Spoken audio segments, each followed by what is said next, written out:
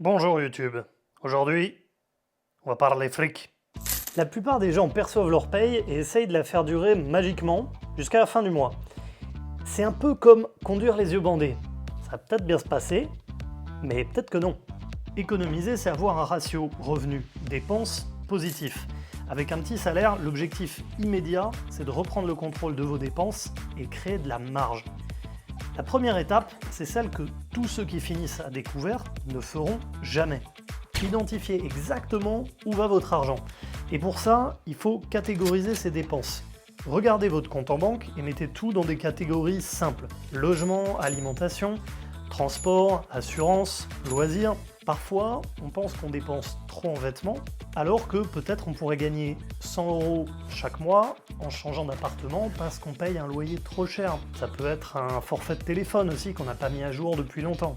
Ensuite, toutes ces dépenses, il faut les connaître à l'année. Souvent on se dit, je gagne tant par mois et je dépense à peu près tant.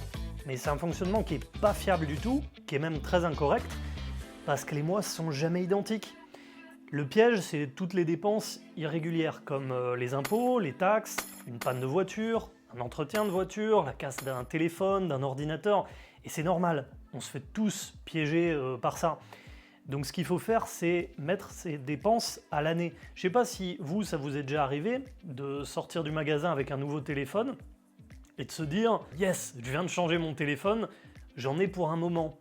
Moi, ça m'arrive souvent de me dire ça. Et en réalité, ce qu'on ne veut pas se dire, c'est que le téléphone, à un moment, il va lâcher ou alors on va le faire tomber. Je ne veux pas vous porter la guigne, mais ça va arriver.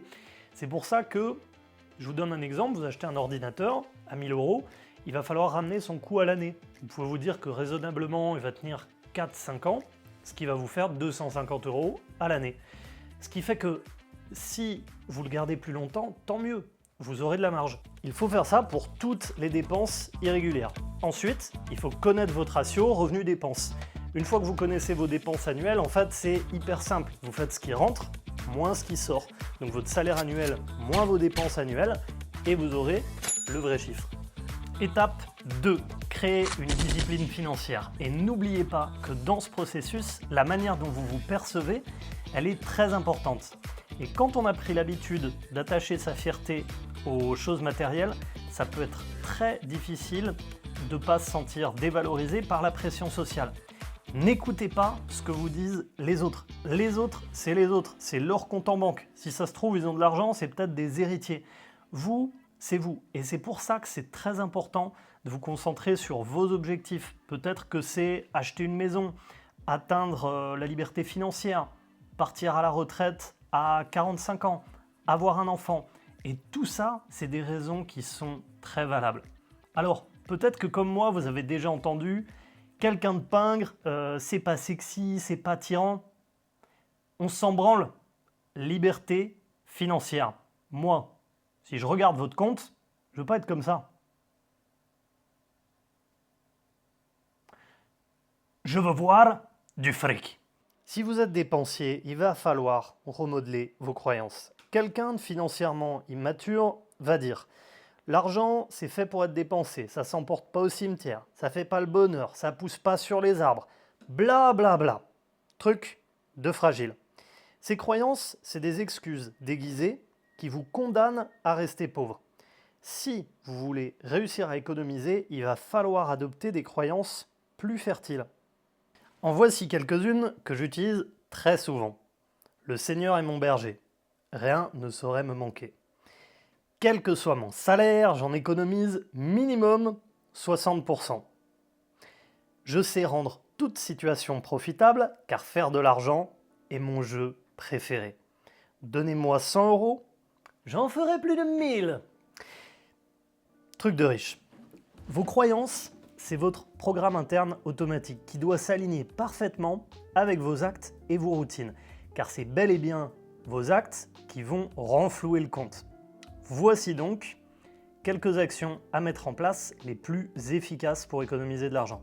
Pour la plupart des gens, les plus grosses dépenses sont le logement, le transport et l'alimentation. Le but, c'est pas d'économiser des miettes et de radiner sur tout. Le but, c'est vraiment de viser les grosses parts du gâteau.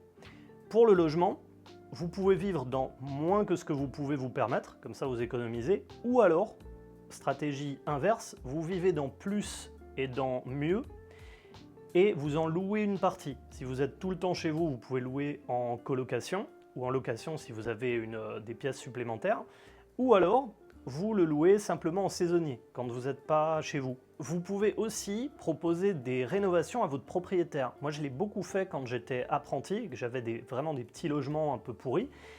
Les premières fois, je l'ai fait pour récupérer la caution. Comme tout le monde fait, on repeint avant de changer de logement. Et en fait, je me suis dit, pourquoi pas le faire en amont? Et ce que vous pouvez faire, par exemple, c'est proposer à votre propriétaire de refaire les joints de la douche, d'installer une mezzanine, quelque chose qui se prête bien au logement. Évidemment, il faut être un peu habile. Il faut que votre propriétaire il vous connaisse et qu'il ait confiance en vous. Mais si vous vous débrouillez un peu, pour lui, c'est tout bénef. Au lieu d'avoir un locataire qui lui bousille son logement et qui n'est pas fiable, vous lui proposez de l'améliorer contre des réductions de loyer. Et vous, ça vous permet de vivre dans un logement qui est plus propre et plus sympa. En faisant ça, votre logement ne vous coûtera quasiment rien. Transport. Si c'est pas indispensable pour vous d'avoir une bagnole, n'ayez pas de voiture. C'est vraiment un trou à fric. Ou n'ayez pas de voiture au moins pour 1 an, histoire d'économiser un peu.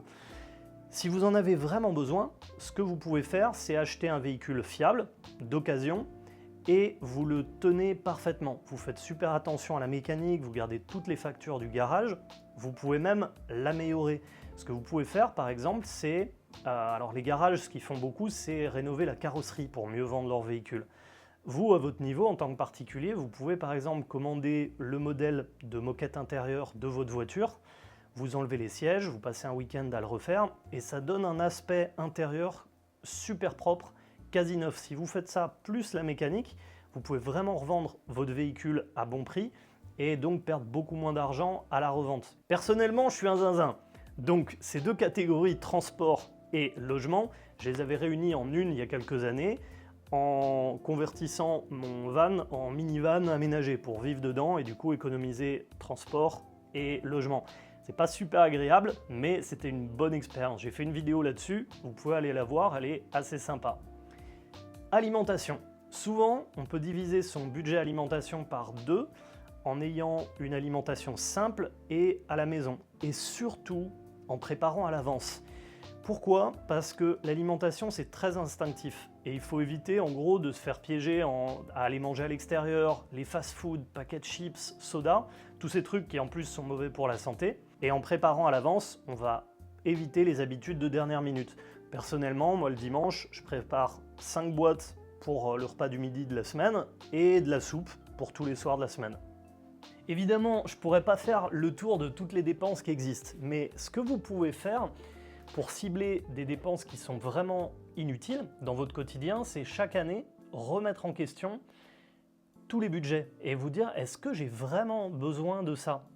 Et il y a plein d'habitudes qui sont inutiles, voire clairement néfastes, qu'on ne remet pas en question parce que des fois, ce qui est vicieux, c'est qu'elles peuvent être très ancrées à des gens qu'on aime, à notre cercle d'amis, notre cercle familial, la personne avec qui on est en couple.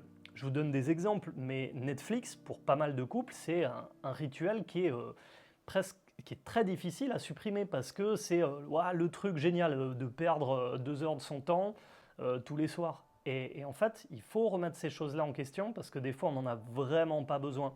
Et pour celles qui sont très néfastes, il peut y avoir la cigarette, il peut y avoir l'alcool, même quelqu'un qui ne boit pas beaucoup. Mis bout à bout, à l'année, ça peut vraiment faire des milliers d'euros. Sauf qu'on ne fait jamais le compte pour l'alcool. Mais on ne se rend pas compte, quelques sorties par mois, ça fait vite 100-200 euros. Mis à l'année, ça fait 2000 euros. Et c'est pareil pour Amazon.